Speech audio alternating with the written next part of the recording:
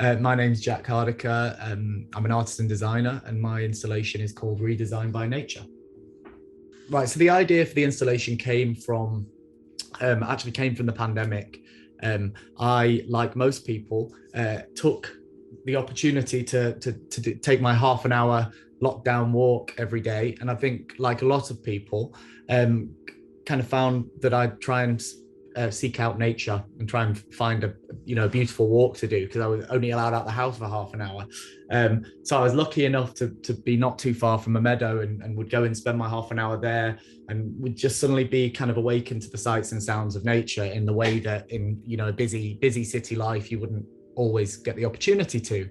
And so for the installation itself, I kind of used those ideas, and I was thinking, how can I kind of tell that story and tell it in the middle of Chester town centre? Now, Chester's an interesting one because there are some really beautiful sights and sounds in Chester town centre, and there is some nature quite close to Chester. But I think the Eastgate clock is this very, very well known. It's the second most photographed clock in the world after Big Ben. Very well known location. So I had this idea of rewilding that clock. So having plants and animals grow out from the clock face, the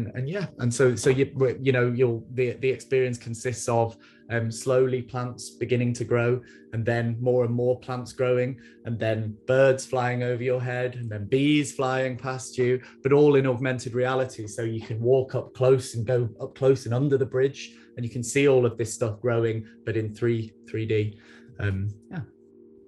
There's a soundtrack that accompanies the piece as well. So we've got the sounds of nature, but also beautiful music, and then a kind of poetic voiceover by Julie Hesmondhalgh, and she introduces the kind of ideas behind the work, but also introduces more generally Chester Designed by Nature. So I think technology presents us with some really interesting opportunities of increasing access to the arts and culture. I work quite a lot with ubiquitous technologies. So they are phones or computers or laptops, things that people have.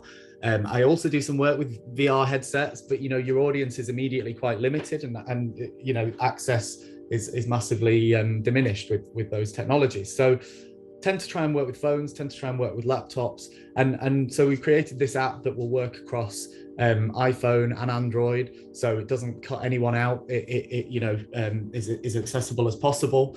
And augmented reality, I just think, is a really a nice technology because it can work on a phone. So yes, you can wear this amazing AR glasses now, but you can work on a phone, and anyone can do it.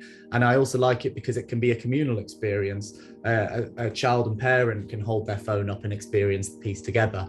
It doesn't have to be a closed off experience. So I've spent quite a lot of time in Chester in the build up to the project. So kind of one of the processes involved in the project was actually scanning the Eastgate clock.